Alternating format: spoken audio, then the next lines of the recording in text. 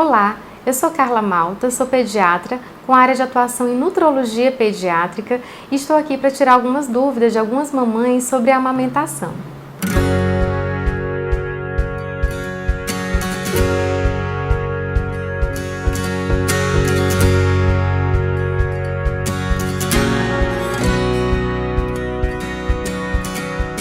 Amamentar é muito importante por vários fatores, tanto para a mamãe quanto para o bebê. Então, um deles, por exemplo, é porque estabelece um vínculo muito importante nessa relação mãe-filho, né? E além de prevenir várias doenças para o bebê e até mesmo para a mamãe. Então, por exemplo, doenças diarreicas, respiratórias, a criança tem menos índice de adoecimento em relação a crianças que não são amamentadas. Além do mais, a mãe, por exemplo, ela tem uma capacidade de redução do útero um pouco mais rápido pelo reflexo da ocitocina. E esse estabelecimento do vínculo é muito importante. E o aleitamento materno também é um alimento completo, não sendo necessário ser complementado até os 6 meses de vida.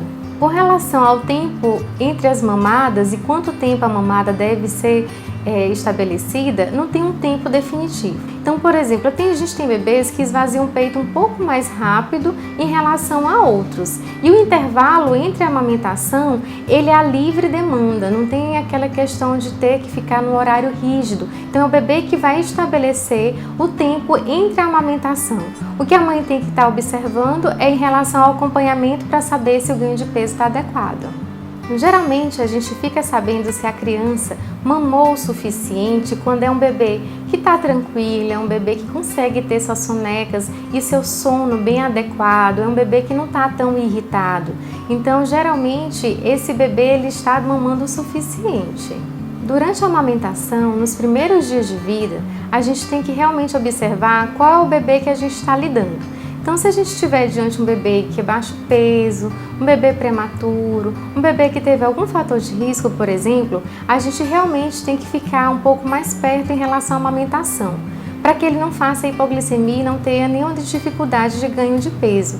Então, esse bebê, durante a madrugada, ele não deve passar de 3 a 4 horas entre o intervalo das mamadas, mas bem no início da vida, depois ele vai estabelecendo os seus próprios horários. E a criança ela pode engasgar algumas vezes, mas nem todas as vezes ela precisa estar apresentando engasgos. Então você realmente deve estar numa boa posição para amamentar, evitar amamentar durante o período que está deitada, né? Colocando a criança sempre numa posição adequada, com a cabecinha um pouco mais alta para não estar se engasgando tanto, para não ter problemas para a criança. Mas se isso acontecer frequentemente, deve consultar o pediatra para fazer uma avaliação.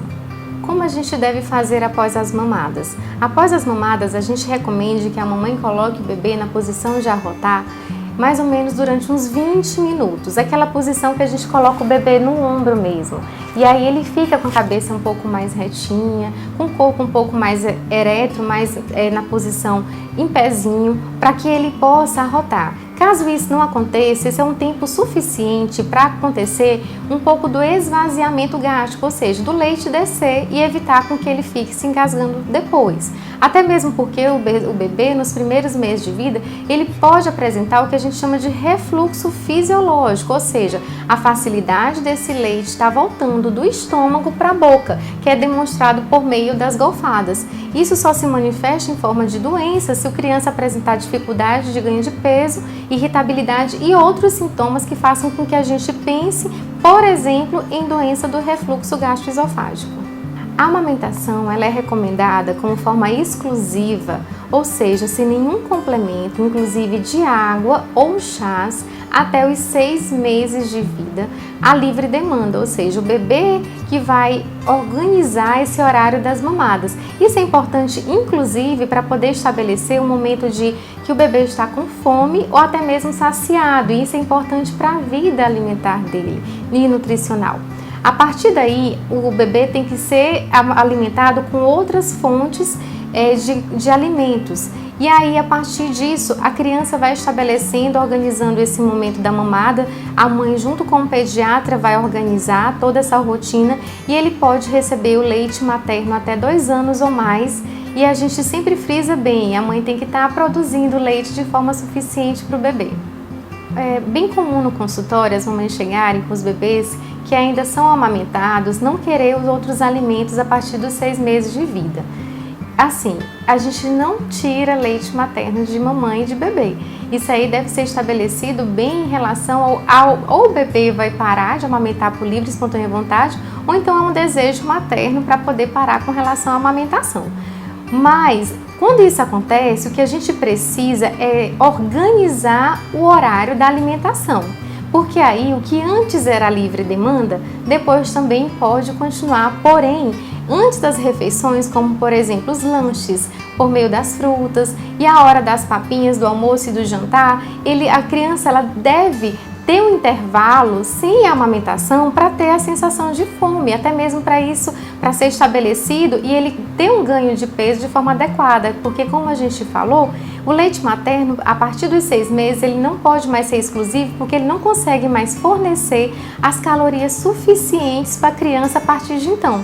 Então isso deve ser organizado apenas, mas tudo dá certo. Bom, durante a amamentação, aquela mãe que produz bastante leite, a criança tem aquela dificuldade até mesmo para fazer a pega, né, do peito, por conta da mama estar muito cheia, ela pode tentar esvaziar um pouco esse peito, até mesmo pela ordenha manual, né, tirando um pouco esse leite para que a criança pegue um pouco melhor e se amamente de forma adequada. Porque o leite materno, ele varia muito em relação à questão da qualidade dele numa mesma mamada e no decorrer do dia todo.